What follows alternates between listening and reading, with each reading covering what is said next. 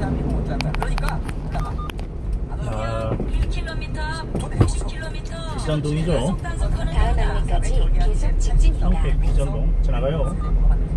모든 회원국은 미국이 지휘하는 통합된 사령부를 통해 활동하겠다. 유엔 창설 이래 처음으로 다국적 연합군이 이때 만들어집니다. 유엔 번장에 쓰여 있는 집단 안전 보장제. 자, 이게 뭐냐? 유엔이라는 게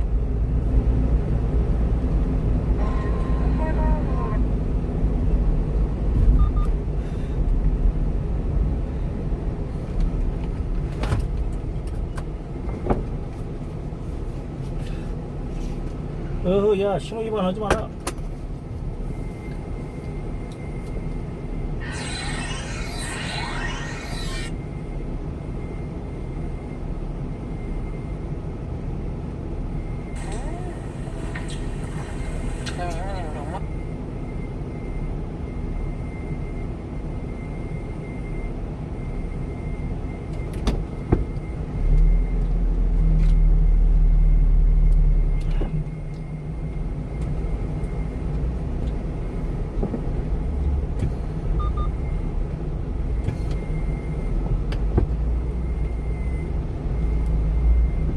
아하.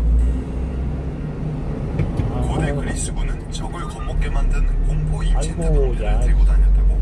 그리고 그 방패로 만리장성 같은 거대한 벽을 세워 적들을 몰아붙였다고. 모랑의 무기 사전에 오신 것을 환영합니다. 뭔가 여러분, 우린 저번 시간 페르시아를 비롯한 고대 중동과 트로이 전쟁에서 쓰인 그리스의 방패와 갑옷들에 대해 한번 알아봤는데요. 정말이지 당시 페르시아는 중동에서 가장 큰 영토를 차지했을 정도로 강력한 군대를 보유한 대제국이었습니다. 하지만 그런 페르시아가 작은 도시 국가들로 분열되어 있던 그리스에게 두 번이나 참패했었는데요. 대체 이 작은 하마 같은 그리스는 어떤 방패와 갑옷을 썼길래 대제국 페르시아를 두 번이나 이길 수 있었던 것일까요? 그래서 오늘은 우리가 고대 그리스 하면 흔히 떠올리는 바로 그 시대, 아테네와 스파르타가 활약했던 그리스 고전 시대와 알렉산더 대왕이 활약했던 마케도니아의 방패들에 대해 한번 알아볼게요. 고대 그리스의 방패들. 고대 그리스의 가장 대표적인 방패로는 아스피스와 호플론, 이 두 가지를 들 수 있습니다. 이 중 먼저 탄생한 것은 아스피스였는데요. 아스피스는 기원전 7세기경부터 그리스 전역에서 사용된 방패로 어찌나 인기 있었던지 아스피스라는 말이 곧 모든 방패를 지칭하는 말일 정도였습니다. 게다가 아스피스는 훗날 유럽 라운드 실드들의 원형이 됐을 정도였죠. 그래서 아스피스의 종류도 참 다양했는데요. 그중 가장 흔했던 것은 원형의 아스피스로 보통 지름 90cm 정도의 무게는 7kg, 목재로 만든 뒤 겉에 청동 박을 입힌 중형 방패였습니다. 특이한 것은 중형 방패였지만 작은 방패인 버클러처럼 손잡이를 달아 한 손으로 들었다는 것인데요. 방패를 이런 식으로 들면 자유자재로 적의 공격을 막을 수 있어 좋았습니다. 특히 적의 공격을 흘릴 수 있어 방어에 유리했죠. 하지만 이러한 파지법은 주로 무게가 가벼운 작은 방패들로 쓰곤 했는데요. 문제는 아스피스가 크고 무거운 중형 방패였다는 것이죠. 그런데 아스피스를 버클러처럼 썼다는 건 그 영화 300의 스파르타 형님들이 해창한 이유가 있었네. 호플론 또한 아스피스만큼이나 고대 그리스에서 애용된 방패였는데요. 시기적으로 아스피스가 먼저 만들어져 유행했다면 호플론은 그 이후에 유행한 방패였습니다. 그래서 호플론 또한 방패의 대명사가 되어 여러 방패를 총칭하는 단어가 되었죠.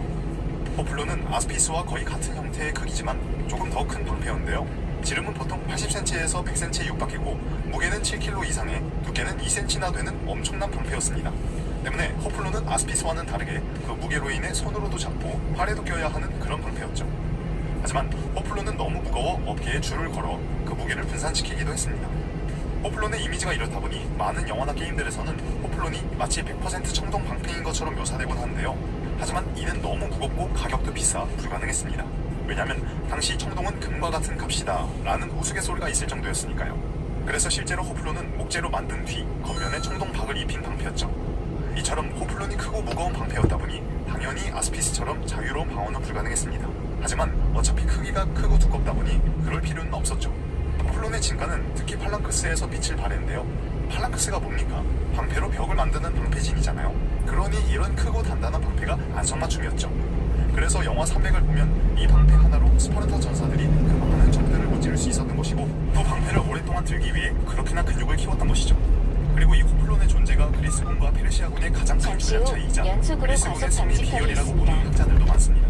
왜냐하면 저번 시간 고대 중동과 페르시아의 방패 가옥에서도 자세히 이야기했던 것과 같이 페르시아군은 뜨거운 기후 때문에 가죽이나 식물성 재료로 만든 가벼운 방패를 들었기 때문이죠.